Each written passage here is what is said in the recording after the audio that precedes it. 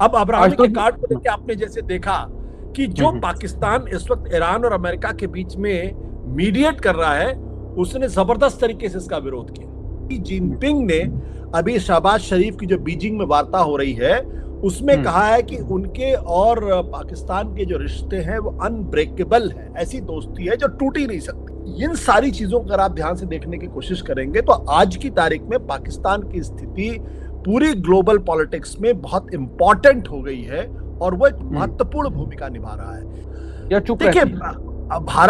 भारत वो लेवरेज खो चुका है।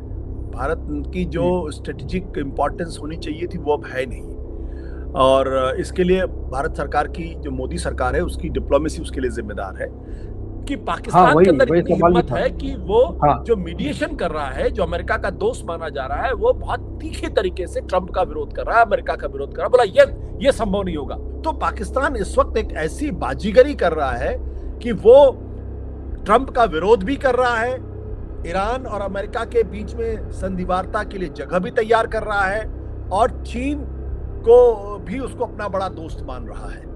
और आसिम मुनीर के जो है वो सेना प्रमुख बनने के बाद जो पाकिस्तान की डिप्लोमेटिक जो राजनयिक जो क्षमता है उसमें जबरदस्त तरीके से बढ़ोतरी हुई है।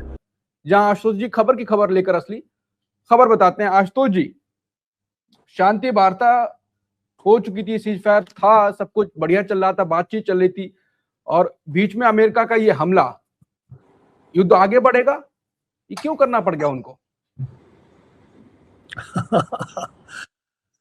अंकुर, आपको अच्छी तरीके से याद होगा कि मैंने बहुत पहले आपके ही प्रोग्राम में ये कहा था कि देखिए बीच बीच में थोड़े बहुत छिटपुट घटनाएं होंगी।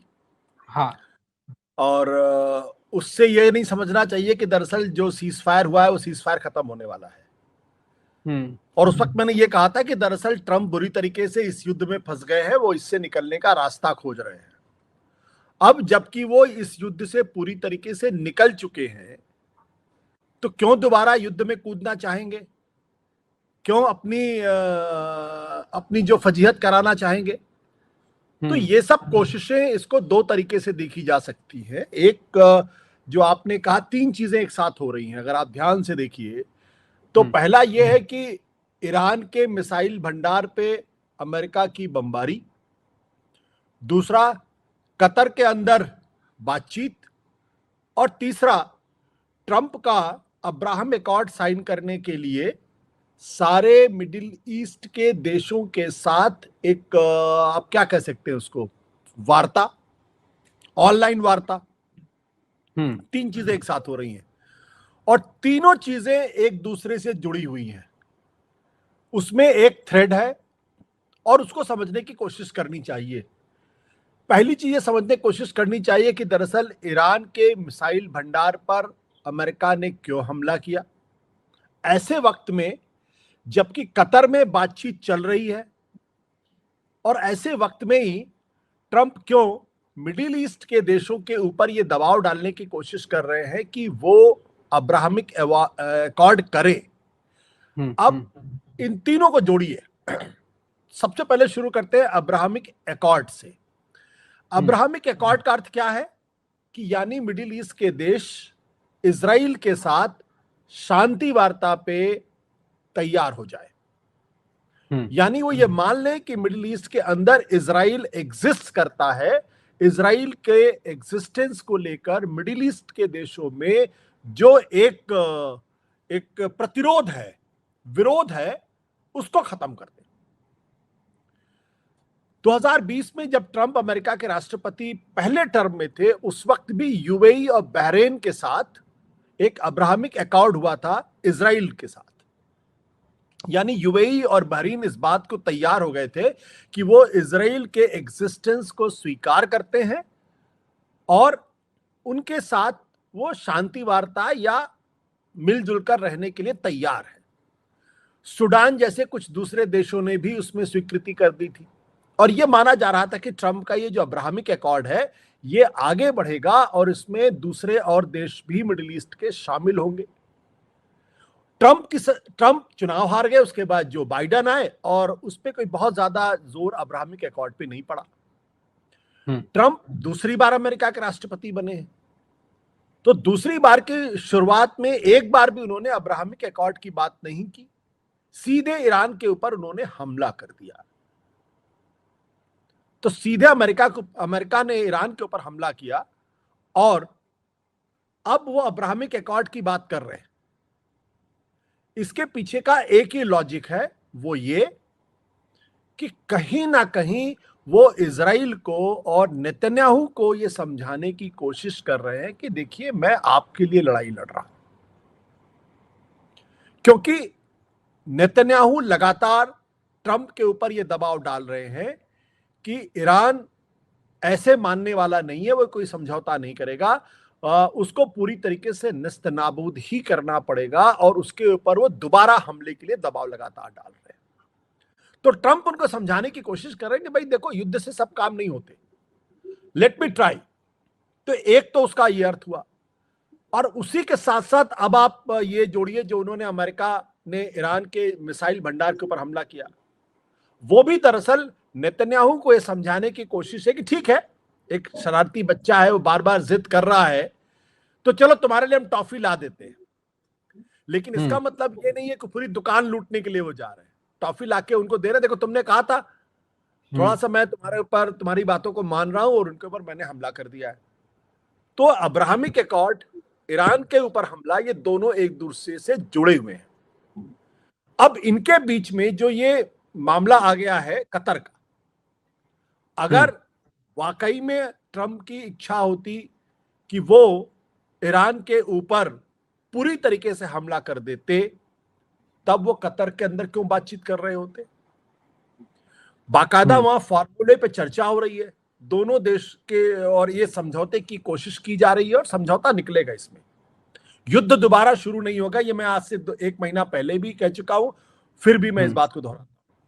तो अब इन तीनों को जोड़ने का एकमात्र अर्थ यह है कि कहीं ना कहीं ट्रंप को यह लगता है कि थोड़ी बहुत नेतन्याहू की बातों को मान लेना चाहिए, उसको थोड़ा समझाने की कोशिश करनी चाहिए और उसकी ईगो को थोड़ी सी मसाज करने की कोशिश करनी चाहिए। इसलिए एक तरफ वो अब्राहमिक एकॉर्ड के बारे में बातचीत कर रहे हैं, दूसरी तरफ वो ईरान के ऊपर बमबारी भी कर रहे हैं और इस बीच में कतर में समझौते की कोशिश भी कर रहे हैं।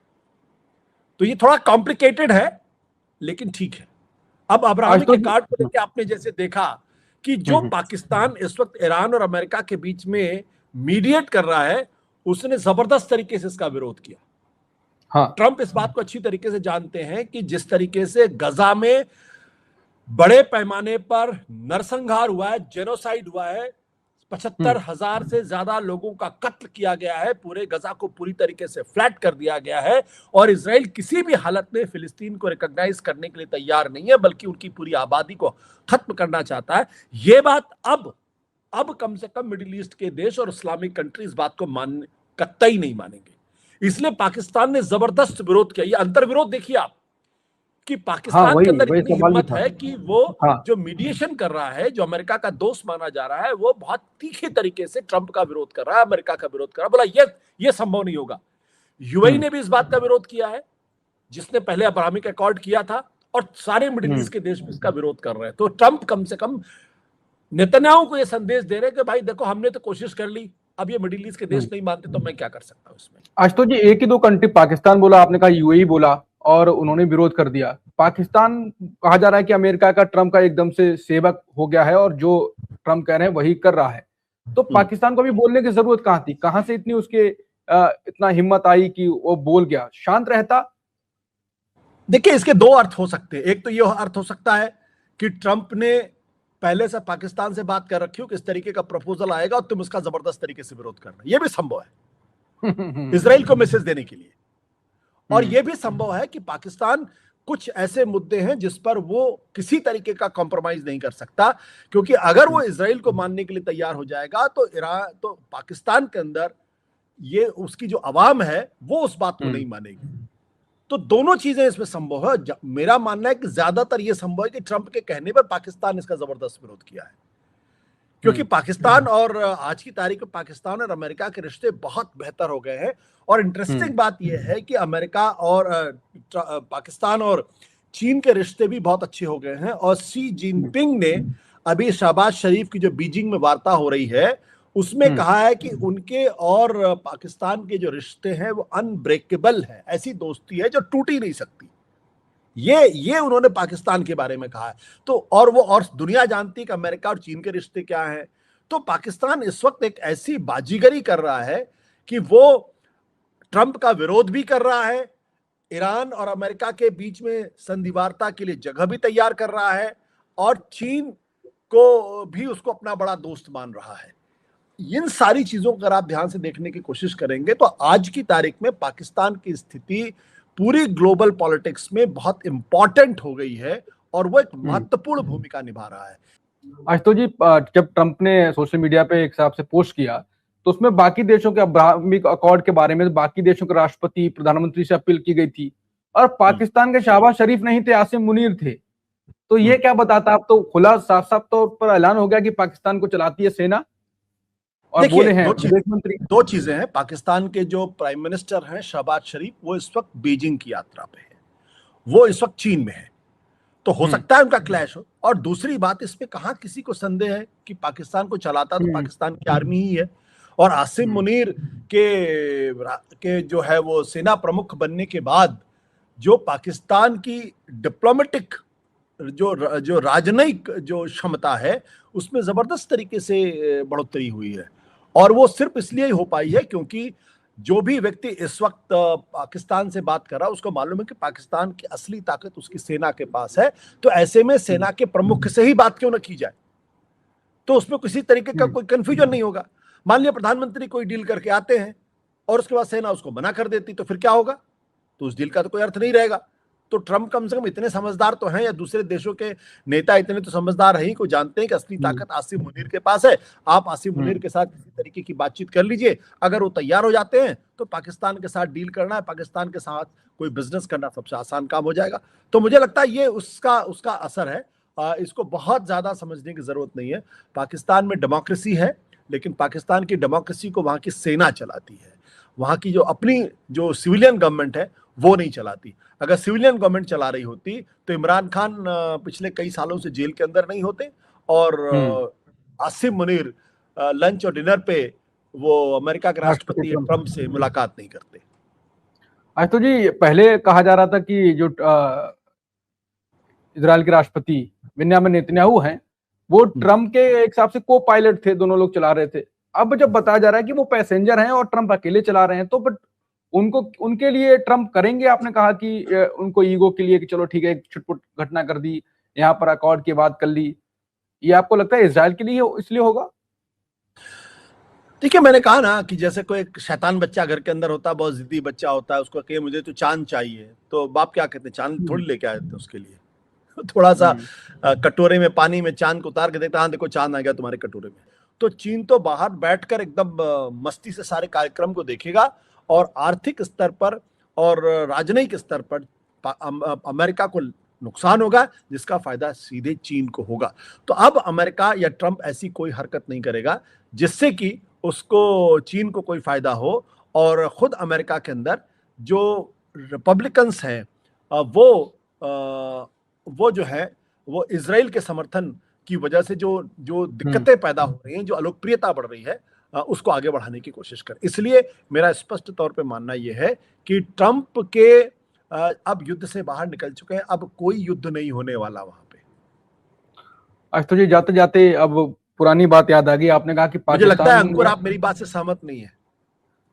नहीं, मैं आपकी कई बातों से सहमत नहीं होता हूं, लेकिन वहां पर मैं शांत हो जाता हूं कभी। लेकिन जो भारत है, जो पाकिस्तान ने अभी किया, तो बोल गया ट्रंप के खिलाफ। आपने कहा हो सकता है ट्रंप ने ये बात कही हो, वहां पर अगर हमारी सरकार होती, सेम भाषा होती या चुप रहती? देखिए, भारत वो लेवरेज खो चुका है।